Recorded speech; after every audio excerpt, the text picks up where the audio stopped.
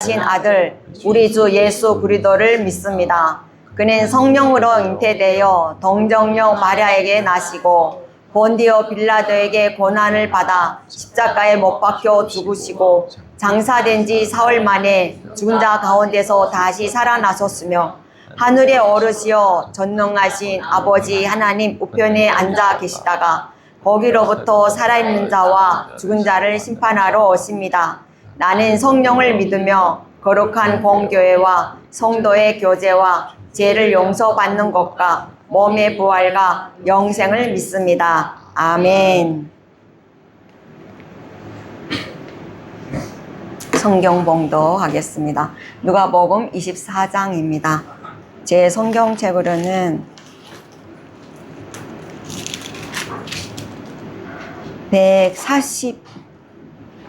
140페이지입니다. 빨간 글씨 있는 쪽, 빨간 글씨 있는 쪽인데요. 24장 25절부터 35절까지인데입니다. 제 성경책으로는 141페이지가 정확한 것 같습니다. 제 성경책은 그렇습니다.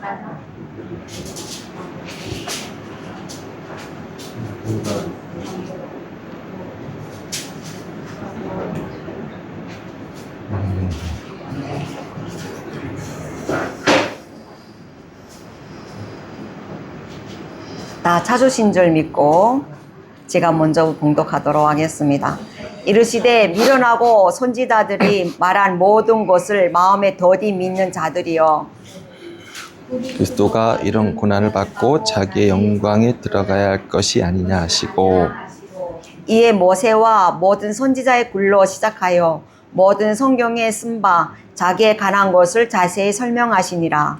그들이 가는 마을에 가까이 가매 예수는 더 가려 하는 것 같이 하시니, 그들이 강건하여 이르되 우리와 함께 유하시나이다. 때가 저물어 가고 날이 이미 기울었나이다 하니 이에 그들과 함께 유하로 들어가시니라.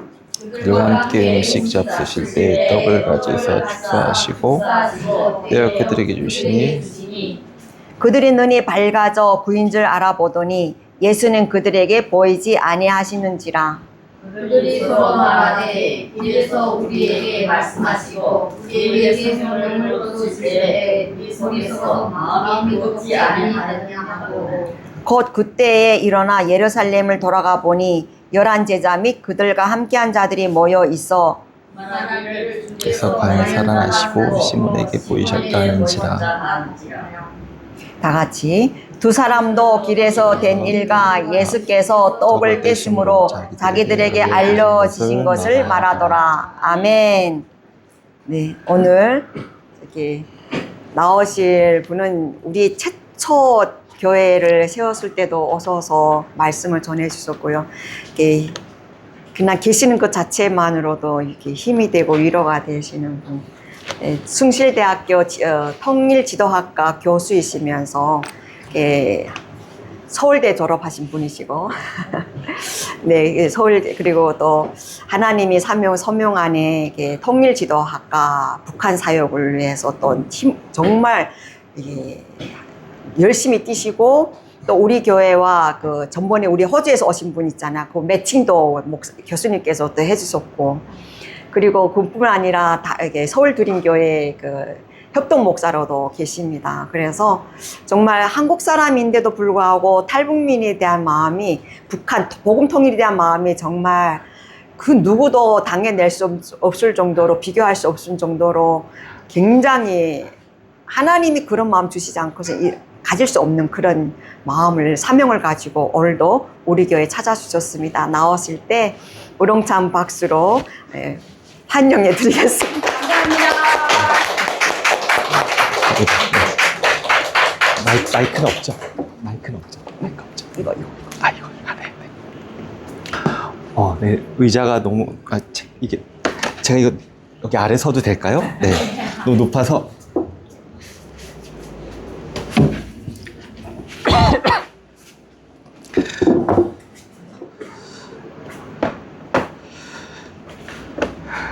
네, 반갑습니다. 안녕하세요. 네. 네. 안녕하세요. 지난 2월 달에 제가 한번 왔었는데 혹시 기억나시는 분 계실지 모르겠습니다.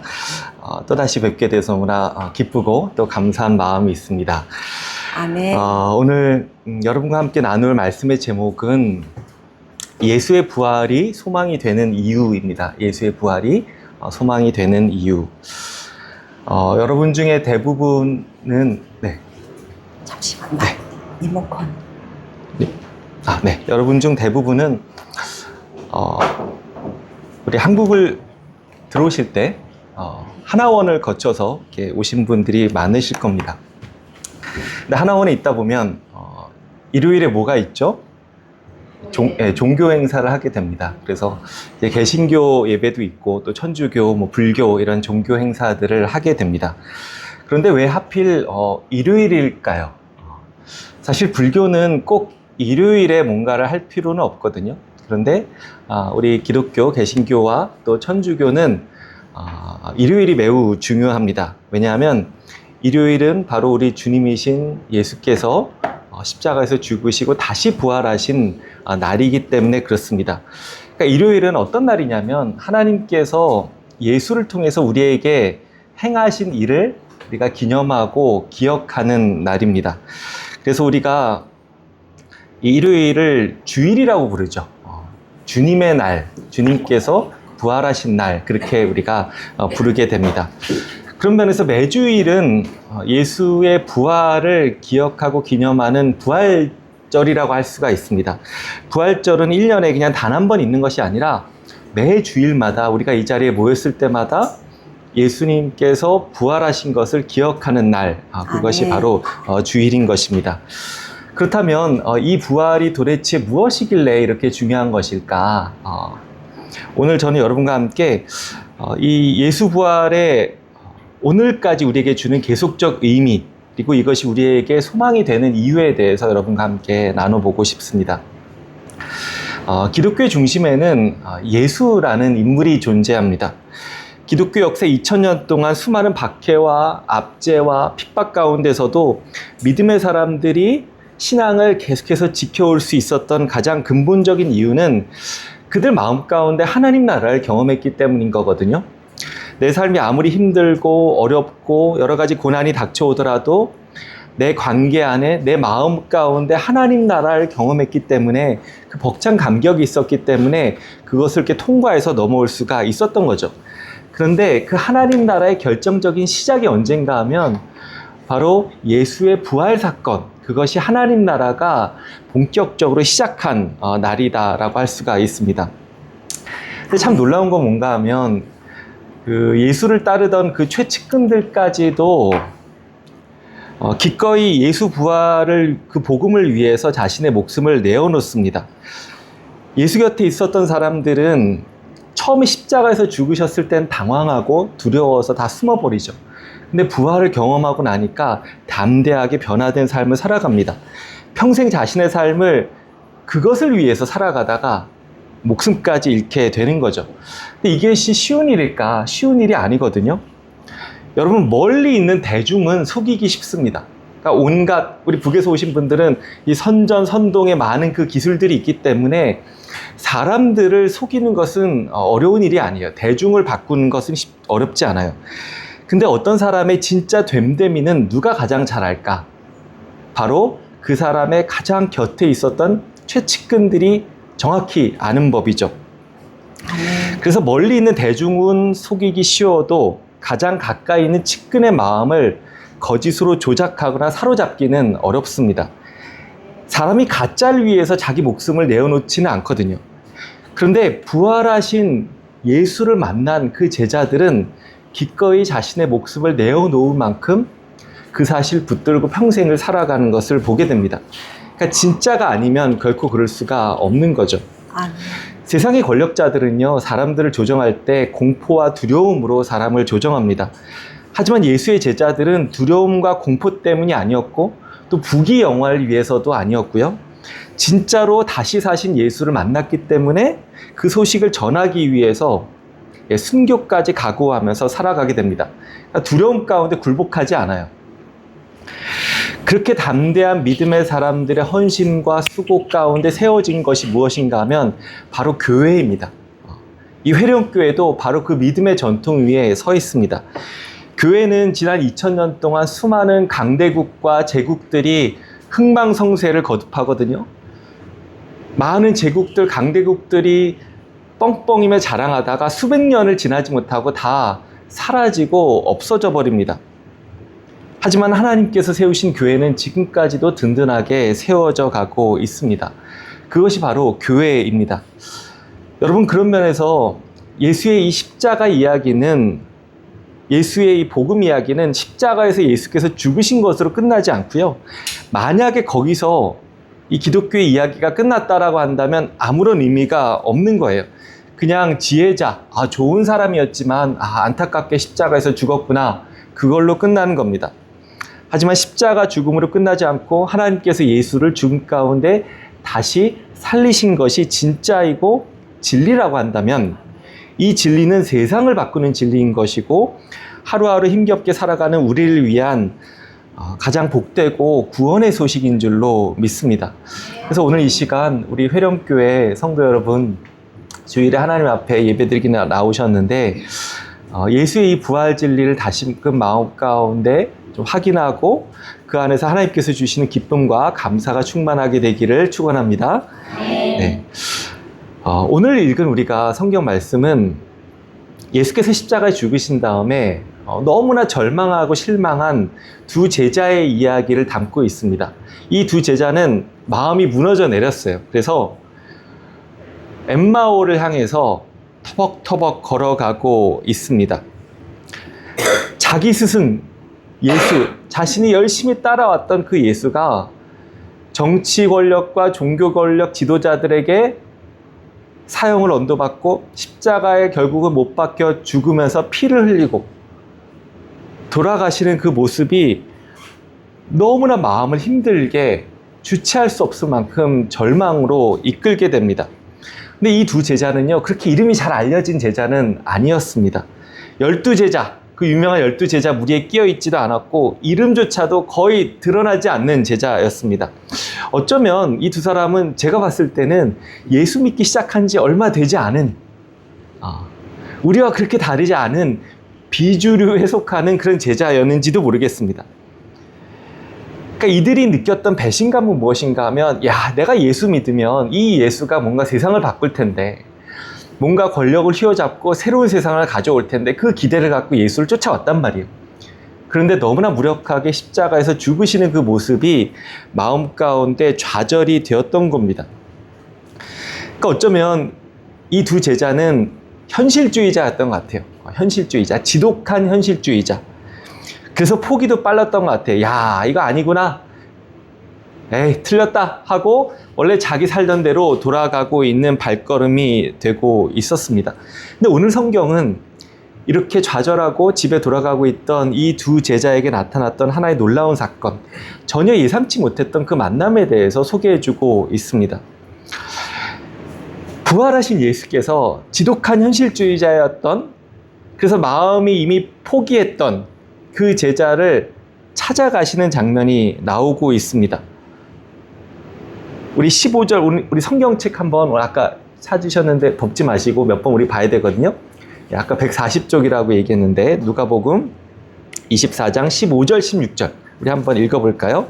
누가복음 24장 15절 16절 같이 읽어볼게요. 시작. 그들이 서로 이야기하며 문의할 때에 예수께서 가까이 이르러 그들과 동행하시나 그들의 눈이 가리어져서 그인 줄 알아보지 못하거늘.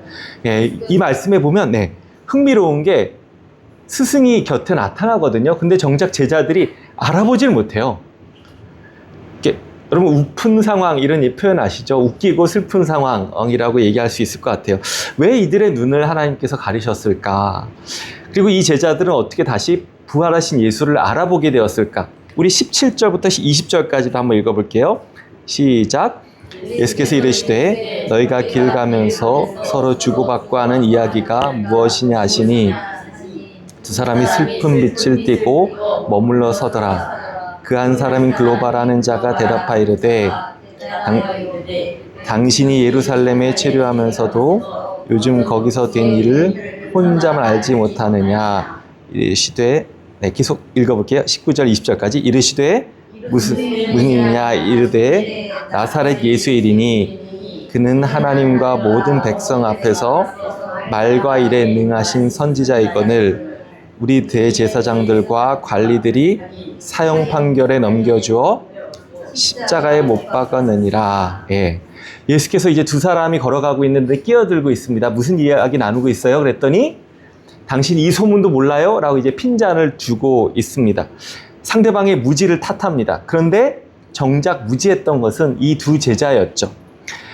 제자들은 예수께서 앞서 지난 3년 동안 하나님 나라를 선포하시고 가난한 자, 외로운 자, 병자들을 끌어안으시고 그들을 치유하시고 함께 하셨던 그 기적을 목도하였지만 정작 가장 중요한 진짜 지식이 없었던 겁니다. 예수께서 진짜 누구신지, 예수께서 어떤 길을 걸어가셔야 했는지는 보는 눈이 사실 제자들은 없었습니다. 이 제자들만의 문제가 아니에요. 12제자, 모든 제자들이 사실은 예수께서 진짜 어떤 길을 걸어가고 계신지 모르고 다만 자신이 원하는, 자신의 욕망을 따라서 예수를 열심히 쫓아가고 있었습니다. 그러니까 이들은 죽음을 경험한 뒤에 죽음 이후의 부활을 감히 상상하지 못해요. 어쩌면 이 땅에 발을 딛고 살아가는 우리의 연약함이 그런 것 같아요. 우리는 이 현실 너머를 보는 것이 너무나 힘들어요. 이 절망의 상황 앞에서 새로운 희망을 보는 게 우리에게 너무나 어렵습니다. 그러면 예수께서 이쯤에 자신의 정체를 드러낼 법도 하거든요. 짜잔, 내가 누구게? 내가 너의 스승이야.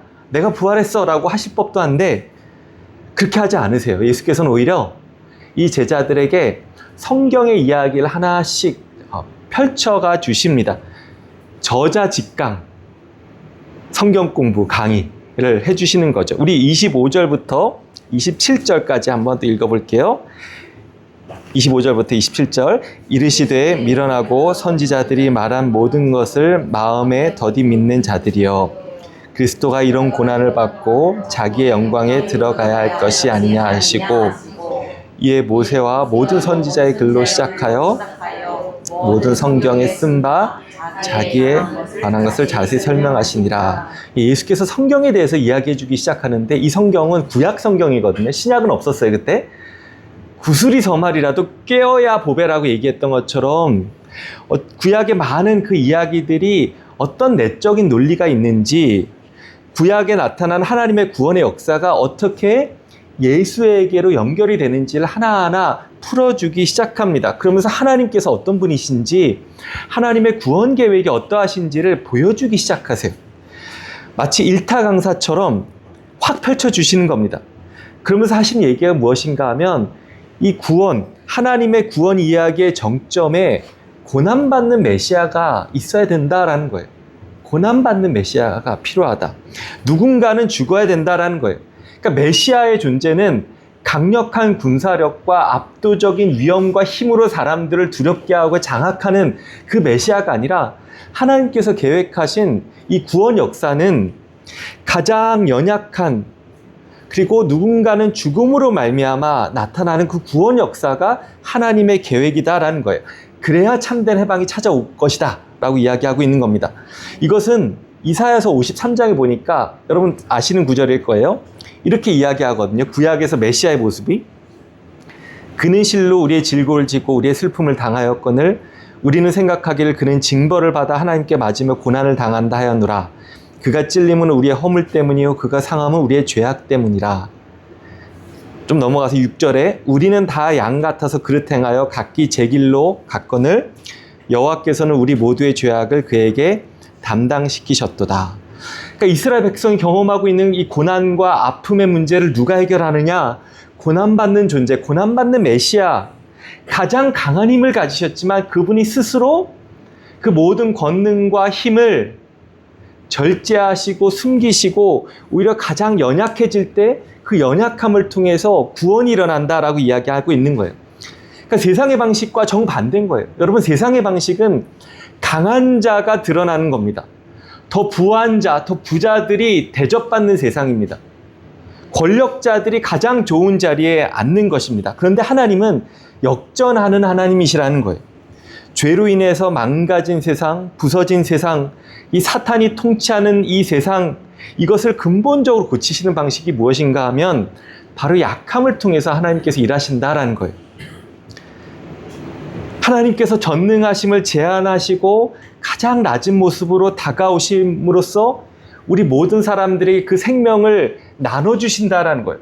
그것을 흘려주신다라는 거예요. 마치 여러분, 바다가 가장 낮은 곳에 있잖아요. 바다가 세상의 모든 오물을 다 받아내는 것처럼, 그것을 다 끌어안는 것처럼 예수께서는 하나님의 아들이시지만 가장 낮은 바다 같은 낮은 위치에 처함으로 이 세상의 모든 오물과 죄악을 다 끌어안으시고 우리를 위해서 대신 죽으신 것입니다.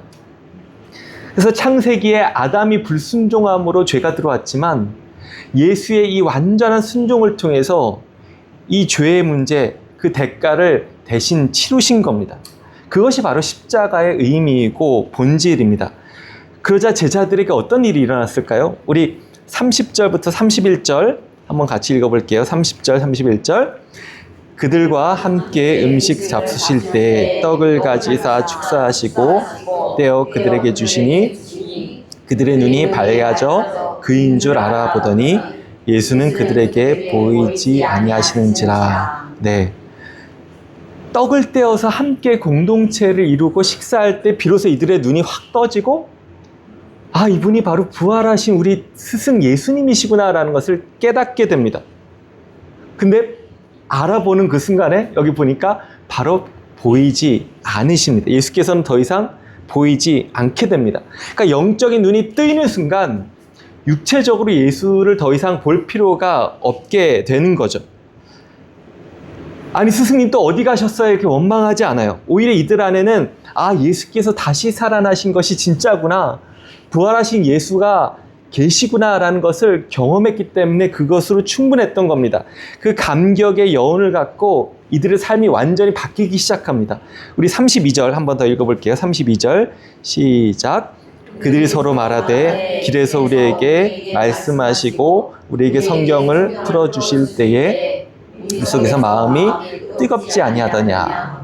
뭐라고 고백하냐면 예수의 말씀을 들을 때 우리의 마음이 뜨거워졌다라고 이야기하고 있는 거예요. 어쩌면 저는 이건 것 같아요.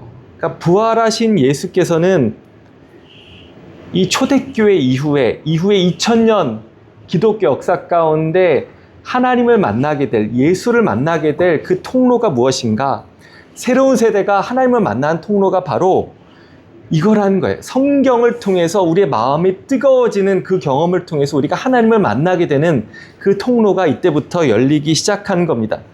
우리가 말씀을 펼쳐서 읽을 때 성령 하나님께서 이 말씀을 통해서 우리에게 찾아와 주시는 거예요. 전 세계 곳곳에서 많은 사람들이 흩어져 있지만 예수께서 계실 때는 그곳에만 계셨잖아요.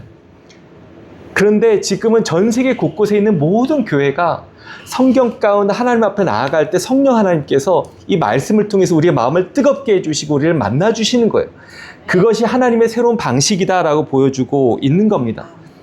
그렇다고 한다면 이 예수의 부활 사건이 왜 우리 삶 가운데 소망이 되는 것일까? 왜 내 인생 가운데 소망이 되는 것일까?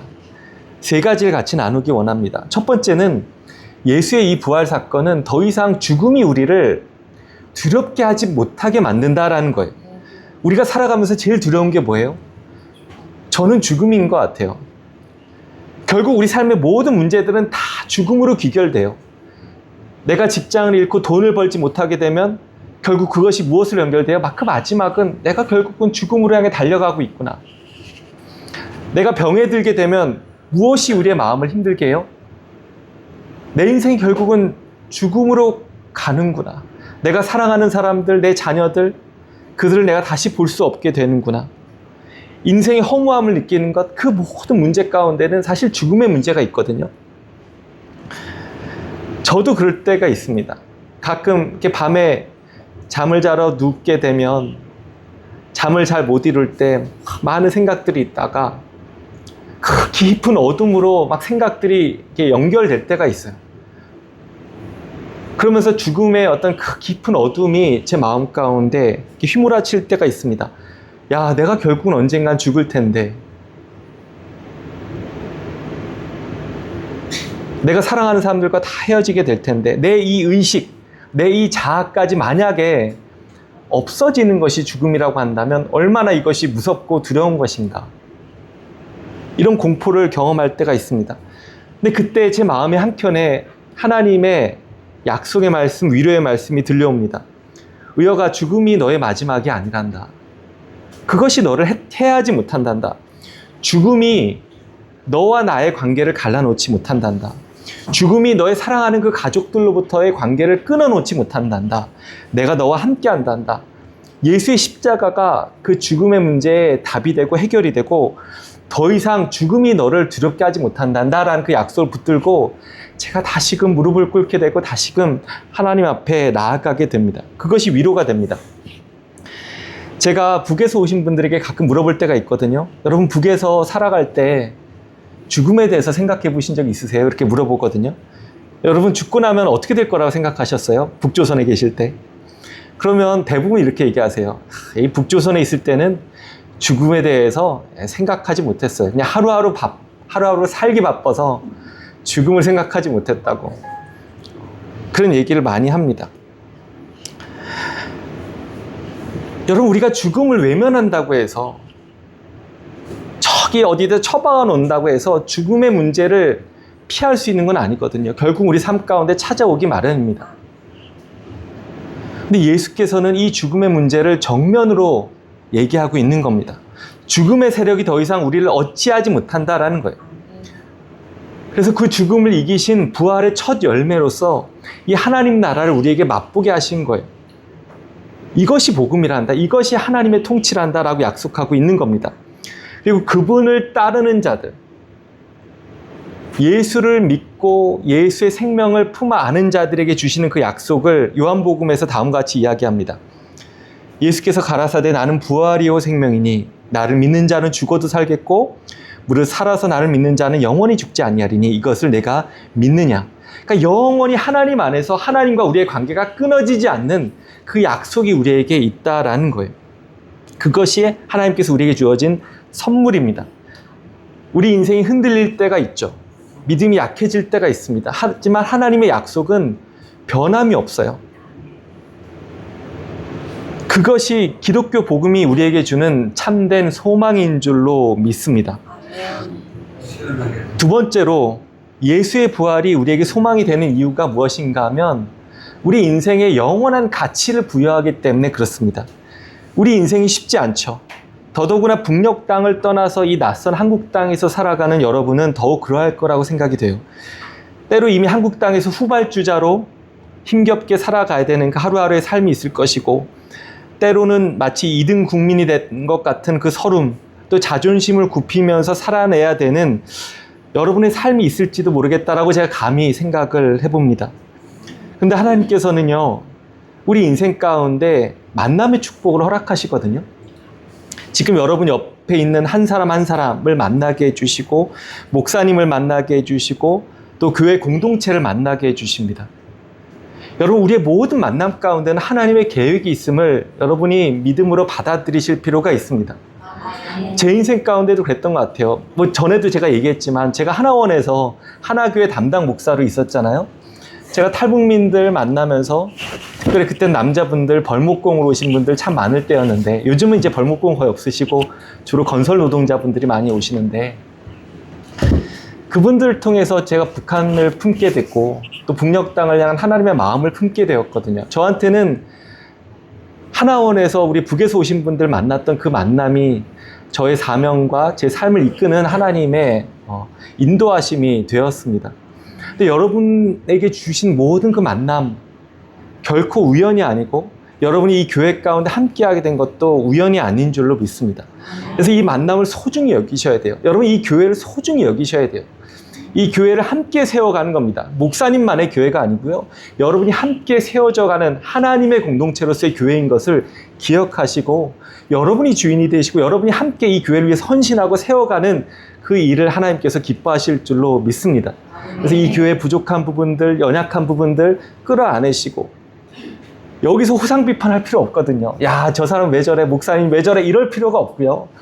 여러분, 문제가 보이면, 무너져 있는 부분이 보이면 여러분이 사랑으로 그 영역을 섬기면 되는 겁니다. 그것을 통해서 하나님께서 교회를 세워가시는 줄로 믿습니다.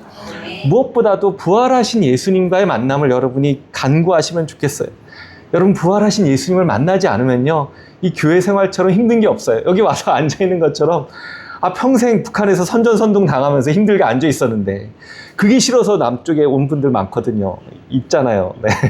근데 여기 와서 또 그러고 있을 건 아니잖아요. 여러분, 정말 이것이 진리이고 부활하신 예수님이 내 소망이라는 것을 마음 가운데 품고 살아가야 이 예배가 여러분 함께 이 공동체를 세워가는 것이 기쁨이 되고 감사가 되는 것이거든요. 그래서 여러분 삶 가운데 부활하신 예수님을 만나시기를 간절히 소망하고 기도하시고, 성령 하나님, 이 말씀 제가 읽을 때 말씀 가운데 알려주세요. 제 마음, 이 말씀이 제 마음 가운데 안겨오게 역사해 주세요. 그 기도를 하시면 반드시 들어주실 줄로 믿습니다. 그래서 오늘 말씀 가운데 예수께서는 제자들에게 성경을 풀어주기 시작합니다. 그러자 제자들이 마음이 막 뜨거워지기 시작하는 거예요. 아, 성경 이야기가 나와 연관이 되어 있는 이야기구나. 창세기 1장의 첫 창조로부터 요한계시록 22장 마지막에 새 하늘과 새 땅, 새 창조에 이르는 그 하나님의 역사 가운데 하나님의 계획이 있고, 내 인생이 그냥 이 세상 가운데 우연히 던져진 그냥 그런 존재가 아니라 하나님의 계획과 하나님의 뜻이 담겨져 있는 내 인생인 것을 여러분 확인하실 수 있게 되기를 바랍니다. 그것이 부활하신 예수께서 우리에게 보여주시는 증거인 것입니다.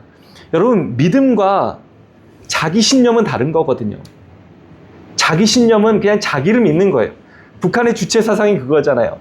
자기 운명의 주인은 자기 자신이고 자기 운명을 개척하는 힘도 자기 자신에게 있다. 이게 주체 사상이잖아요. 내 자원만을 끌어안고 살아가는 게 자기 신념이고 자기 확신이에요. 그런데 믿음은 달라요. 믿음은 뭐냐면 약속을 붙들고 살아가는 게 믿음인 거예요. 하나님의 약속, 성경에 쓰여진 하나님의 약속이 내 삶 가운데 역사하는 것을 내가 붙들고 그 약속에 의지해서 살아가는 것이 바로 믿음인 겁니다. 그리스도인은 믿음에 의지해서 살아가는 줄로 믿습니다. 그래서 성경에서 하나님께서 약속하신 이 하나님의 약속은 반드시 성취가 되는 것입니다. 죽음의 권세는 물러나게 될 것입니다. 더 이상 우리 삶을 지배하지 못하는 것입니다. 그리고 하나님의 때, 하나님의 방법으로 이 땅 가운데 온전한 평화와 온전한 하나님께서 주시는 가장 완전한 회복의 때를 우리에게 허락하실 줄로 믿습니다.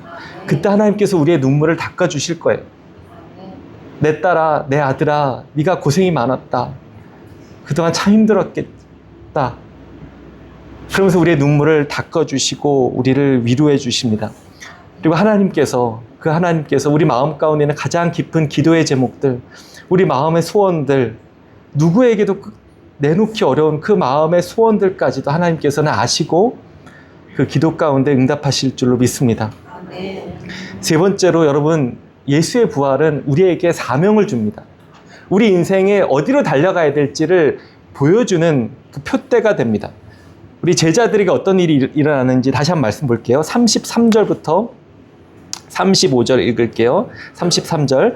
곧 그 시로 일어나 예루살렘에 돌아가 보니 11사도와 및 그와 함께한 자들이 모여 있어 말하기를 주께서 과연 살아나시고 시몬에게 나타나셨다 하는지라. 두 사람도 길에서 된 일과 예수께서 떡을 떼심으로 자기들에게 알려지신 것을 말하더라. 예, 눈이 밝아진 이 두 제자가 원래는 엠마오로 가고 있었잖아요. 근데 다시 예루살렘으로 방향을 180도를 돌리고 나아갑니다. 왜 갔을까요? 그들에게는 전해야 될 복된 소식이 있었기 때문에 그래요. 예수께서 부활하셨다. 이거를 내가 전해야 되겠다라고 마음을 품고 다시 예루살렘으로 떠나가고 있습니다.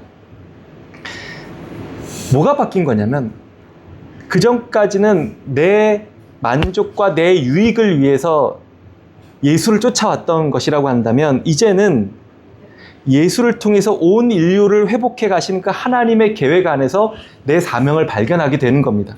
아, 내가 해야 될 일이 있구나. 내가 이 땅 가운데 내 인생이 쓰여질 곳이 있구나. 의미가 있구나라는 것을 깨닫게 됩니다. 그리고 두려워하지 않고 예루살렘으로 가서 부활 예수에 대해서 전하기 시작합니다.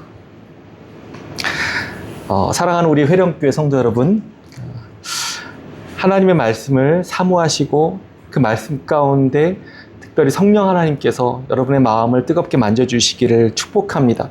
그리고 여러분 마음 가운데 다시금 내 인생을 향한 하나님의 사명을 붙들고 살아가기를 축원합니다.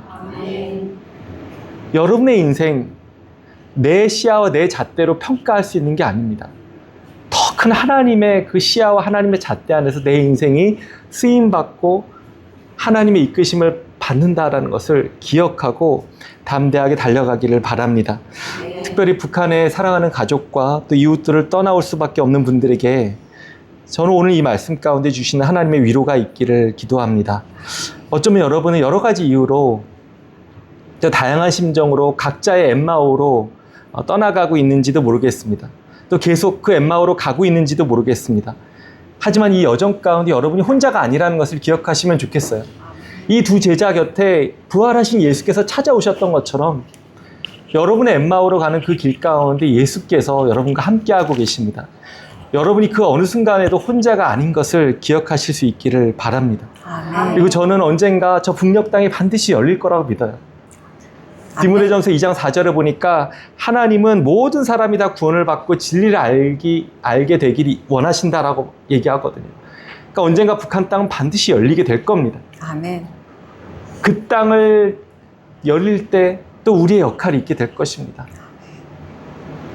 이 땅에서 우리가 하루하루 살아내는 그 시간을 통해서 우리의 헌신과 우리의 눈물을 통해서 그것을 통해서 하나님께서 저 북녘 땅을 회복해 가시는데 하나님께서 일하실 줄로 믿습니다. 이제 마무리할게요.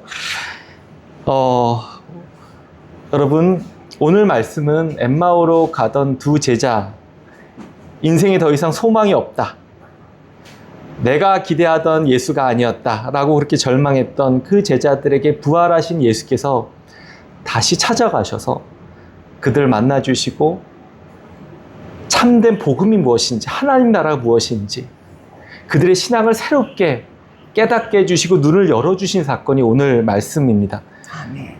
그럼 여러분은 무엇을 해야 될까요? 여러분은 무엇을 해야 될까요? 우리 마지막으로 누가복음 24장 28절부터 29절 한번 읽어볼게요. 28절 29절 그들이 가는 마을에 가까이 가매 예수는 더 가려 하는 것 같이 하시니 그들이 강건하여 이르되 우리와 함께 유하사이다. 때가 저물어가고 날이 이미 기울었나이다 하니 이에 그들과 함께 유하러 들어가시니라. 예, 그들이 강건해서 예수를 붙잡습니다. 우리와 같이 있어주세요. 우리 곁에 있어주세요. 저희 집으로 들어오세요. 제 삶 속으로 들어오세요. 이것이 바로 믿음으로 예수를 영접하는 일입니다. 우리도 그렇게 예수를 붙잡아야 됩니다. 제 인생에 답이 없어요. 이 세상 가운데 소망이 없어요. 내가 무슨 의미로 살아가야 되겠습니까? 예수님 당신이 아니면 내 인생에 답이 없습니다. 내 인생이 주님으로 받아들입니다. 예수님의 십자가를 통해서 내 죄가 용서받고 내가 하나님의 자녀된 그 복된 소식을 내가 받아들입니다. 내가 더 이상 죽음을 두려워하지 아니하고 예수의 그 생명 부활 내 마음 가운데 받아들임으로 말미암아 내가 담대하게 살아가겠습니다. 예수님을 믿음으로 영접하고 고백하는 우리 모두가 될 수 있기를 축원합니다. 아멘. 그렇게 고백할 때 여러분의 삶 가운데 하나님께서 동행해 주시고 또 새로운 믿음의 사건들, 아름다운 열매들을 펼쳐 가실 줄로 믿습니다. 아멘. 네, 함께 기도하겠습니다. 하나님 아버지 감사합니다. 주일 예수께서 다시 부활하신 이 주일에 우리를 이곳에 모이게 하셨습니다. 이 땅에 회령교회를 세우시고 이곳에서 함께 귀한 사람들, 귀한 목사님과 교회를 세워가시는 그 일들을 우리 가운데 감당케 하셨습니다. 하나님, 우리가 예배할 때마다 하나님을 더욱더 깊이 만나는 은혜를 허락하여 주시고 또 말씀을 듣고 말씀을 읽을 때마다 말씀 가운데 살아계신 부활하신 예수님을 만나는 그 은혜가 우리 모두에게 있게 하여 주시옵소서. 아멘. 하나님, 그래서 우리의 삶이 더 이상 의미 없이 이 땅 가운데 하루하루 그저 죽지 못해서 살아가는 삶이 아니라 하나님의 인도하심과 하나님의 계획 가운데 그 부활 생명을 안고 살아가는 인생인 것을 기억하고 우리에게 주신 하나님의 사명을 붙들고 담대하게 믿음으로 살아가는 회령교회 모든 성도님들 다 될 수 있도록 주님 축복하여 주시옵소서. 아멘. 특별히 저 북녘 땅에 있는 우리의 사랑하는 사람들, 그들을 붙들어 주시고 지켜주시고 아멘. 아무도 그 곁에 없다고 생각할 때라도 하나님께서 그 곁에 함께 있는 것을 주님 그들로 알게 하여 주시고 아멘. 특별히 복음이 그 땅 가운데 흘러 들어가여져서 하나님 그 땅이 온전히 하나님 안에서 회복되는 그 복음 통일의 역사가 속히 있게 하여 주시옵소서. 아멘. 하나님, 특별히 이 시간 우리가 다 말할 수 없지만 주님 앞에 무릎 꿇고 기도하는 간절한 기도의 제목들이 우리 각자에게 있을 줄로 압니다. 아멘. 하나님, 우리의 입술을 열어서 예수 그리스도의 이름으로 기도하며 나아갈 때 아멘. 하나님, 우리의 기도 가운데 응답하여 주시고 하나님의 선하심을 맛보게 하여 주시옵소서. 아멘. 감사합니다. 예수님의 이름으로 기도합니다. 아멘. 아멘.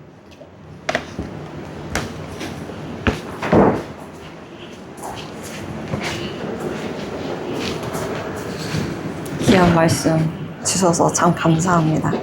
저는 저거 있어야 될 것 같습니다. 아, 네.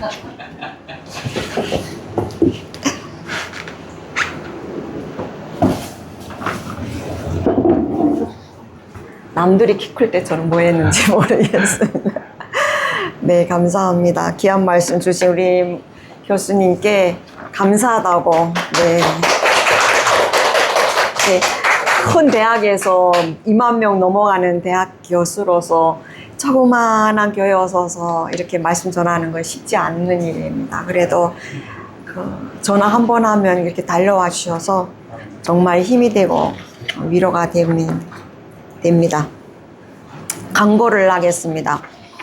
우리는 오늘은 그냥 식사 후에 저 나눔을 좀 하고 나서 헤어져야 될 것 같아요. 2시에 우리 건선동 지방의 여성교회랑 남성교회랑 모여서 기도 모임을 가져가지고 그래서 이게 원래는 오늘 저 짐들 다 뽑아가지고 좀 옮겨와야 되는데 아마 2시에 시작해서 3시 반이 돼야 끝날 것 같아요. 혹시 저를 도와주실 분들 계시면 그때까지 좀 기다려 주셨다가 4시에 다 같이 저기 짐들 좀 이게 옮기는 거를 좀 도와주셨으면 좋겠습니다. 마음이 움직여 주시면 감사하겠습니다. 그리고 새생명 전도 축제는 계속 기도하여 주시기를 바랍니다. 다음 주 여기 제가 이거 잘못 썼는데 다음 주 대표 기도는 동영숙 집사님입니다. 제가 김문희 집사님이라고 썼는데 오늘의 김문희 아니라 동영숙 집사님이시고 그 다음 주에는 산성교회에서 오시고 이렇게 9일 날에는 조윤희 집사님, 최원석 집사님, 한서아 집사님 이렇게 가겠습니다. 네, 여러 많은 분들 기도 속에 우리가 수련회 잘 마무리하고 왔습니다. 그리고 또 리모델링도 있습니다. 개성 일들이 끊이지 않고 있는데요. 그래도 여러분들이 기도가 있으니 모든 일들이 이렇게 순탄하게 가지 않을까라는 생각도 합니다. 네. 그리고 우리가 북한 이탈 주민 상담사 2급, 심리 상담사 2급에 대한 자격증 공부는 이제 날짜와 시간이 나오면 알려드리겠습니다. 그리고 22일 날에 여성 목회자들이 저희 교회에 와서 또 기도 모임을 또 합니다. 그래서 지금 날짜가 제가 아무것도 생각 못 했어요. 수련회만 딱 생각하고 아무 생각 못 해가지고 지금 다 일정들이 너무 많이 겹치고 밀리고 혼합되고 막 이랬는데 그냥 하기로 약속을 했으니 뭐 짐이 가득 쌓여도 해야 될 것 같습니다. 네. 중보 기도를 드리겠는데요. 중보 기도는 제가 주보로 공동체 학신 기도문을 다시 만들었습니다. 여러분들께서 이 주보를 가져가셔서 집에서 꼭 이렇게 기도를 좀 해주시고 금요일날에도 못 나오시면 집에서 이렇게 기도를 좀 하여 주시기를 좀 부탁드리겠습니다. 1번만 하겠습니다. 1번을 같이 우리가 큰 소리로 기도하는 마음으로 하겠습니다. 영혼을 살리고 세우는 비전과 제자와 되는 교회를 위해서 기도합니다. 다시 복음으로, 다시 북한으로 이 거룩한 외침이 우리 교회의 심장이 되게 하옵소서. 무너진 영혼을 살리고 세우며 북한 복음화의 날을 기도로 예배하는 선교적 재단이 되게 하옵소서. 이 비전이 성도 개개인이 소명이 되게 하시고 철저한 제자와 교육을 통해 삶의 현장에서 예수를 체험하는 중인이 되게 하옵소서. 그리하여 훗날 북한 땅을 거룩하게 변화시킬 평신도 리더와 선교사, 교육자와 전도인들이 이곳에서 눈물로 씨를 뿌리며 장성하게 하옵소서. 감사하신 우리 구주 예수님 이름으로 기도를 드립니다. 아멘. 아멘.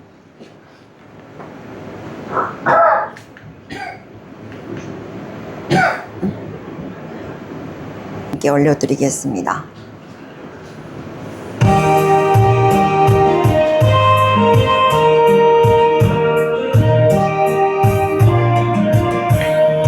주님 주신 거룩한 날 기쁨으로 주 앞에 와 기도하고 찬양하며 주 경배 드립니다. 내게 주신 귀한 물질 하나님께 드리오니 기뻐 받을 제물로서 연락되게 하옵소서. 내게 있는 귀한 것을 주님 앞에 다 바쳐도 주님 주신 큰 사랑엔 부족할 것뿐입니다.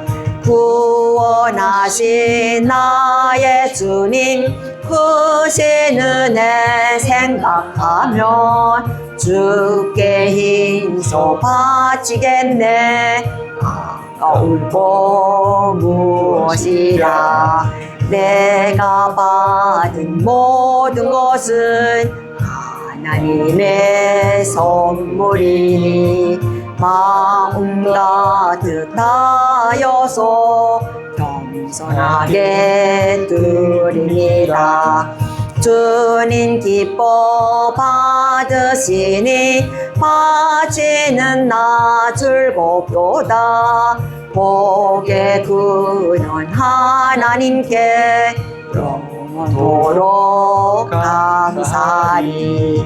아멘. 기도하겠습니다. 만군의 여호와 은혜와 자비 하나님 아버지, 호흡마저도 주님 것임을 고백하며 오늘 거룩한 주일에 구별된 예물을 가지고 주님 앞에 나오게 하시니 감사를 드립니다.